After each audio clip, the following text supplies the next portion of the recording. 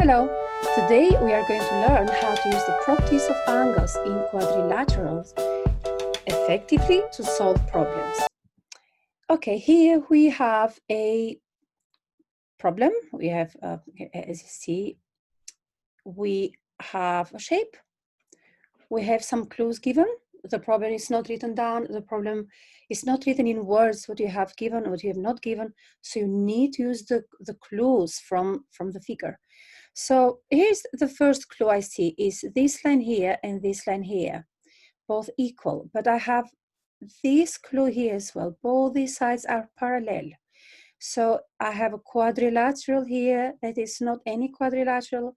It is a trapezium. It's an isosceles trapezium because I have these sides here equal and these sides, just one pair of parallel sides.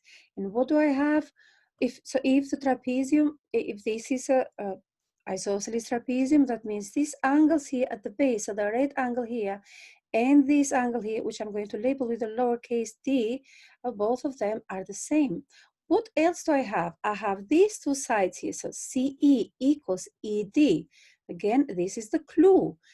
And the clue in this triangle CED means that this triangle is an, again, isosceles triangle, which means the angles at the base here are equal. And the other thing, the other clue or given data is this angle here. FED is 144 degrees. And this is part of the angles on a straight line, which means the other angle here, it is going to be 180, take away 144. Now, so we have so many clues that we can use, we can juggle around to find the angle big A here. Can you see? Not all the time we can use all the clues we have, but sometimes we can use all of them. So let's find out together. Right, first of all, I'm going to begin by labeling all the angles with lowercase, just to make the work easier. So I'm going to label this one lowercase e, and I'm going to label the other one lowercase e1, okay? Because it's e1 plus e lowercase is part of the 180 degree angle. Right, I'm going to label this little angle here as a lowercase c. Because I've already labeled this one with a D, I'm going to label this angle here as a D1, all right? And I'm going to label the other part as a C1. Maybe I'm not gonna need all of them, but it's good to remember. This could be a big B because it's not other angles around it. So big B, E doesn't make any difference. D, and this one here could be a big A angle. If you want, you can label it as a big A because there's no angles like we have here that might complicate the solution. Okay, let's begin. Right, so we have this angle here. This one is given, is 144. That means angle E1 is, okay, I'm going to start here. So angle E1 is 180 degrees. Take away 144, okay, degrees, equals 36 degrees, right? 36 degrees. And now you have to write down the reason. Open the bracket. As angles, you can say E, so angle E1 and E, and E, angle E1 and angle E are angles on a straight line, okay? On straight. Okay, straight line. There you go. So this angle here is, so angle E1 is 36 degrees. Label it, right? Okay, now, so this is 36 degrees, and this is a isosceles triangle. That means angle C and D1 are equal.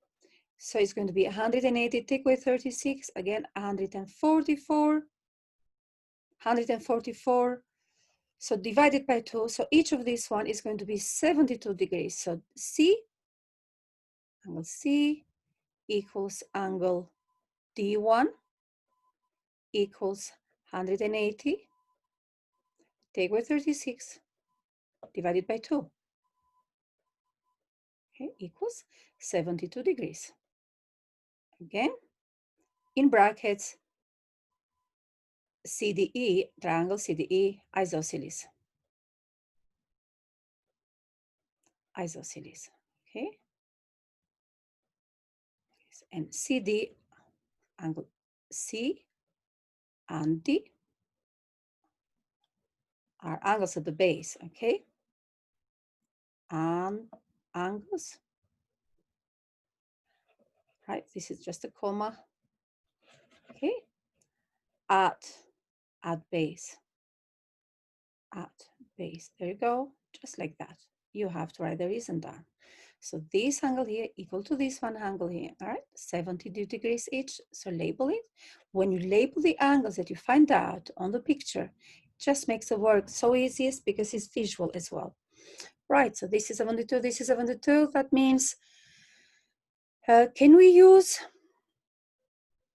yes, of course, this, we said this line BCEF, the whole line of BF is parallel to AD. And this angle here, 72. That means this angle here will be 72. Can you see what type of angles are this one? I'm going to do a little, I'm going to zigzag line.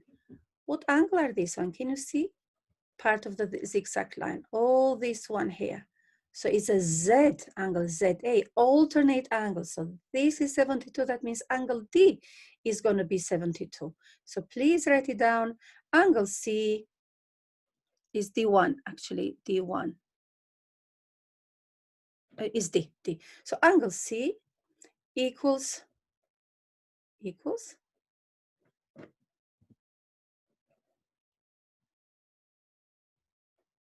angle D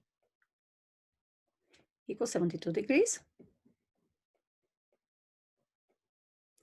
As, reason is, as alternate angles. Alternate.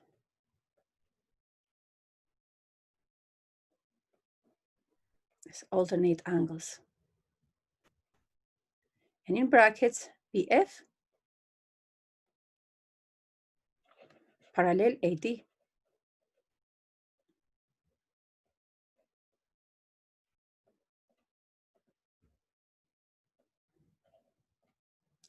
Parallel AD, just like that, right?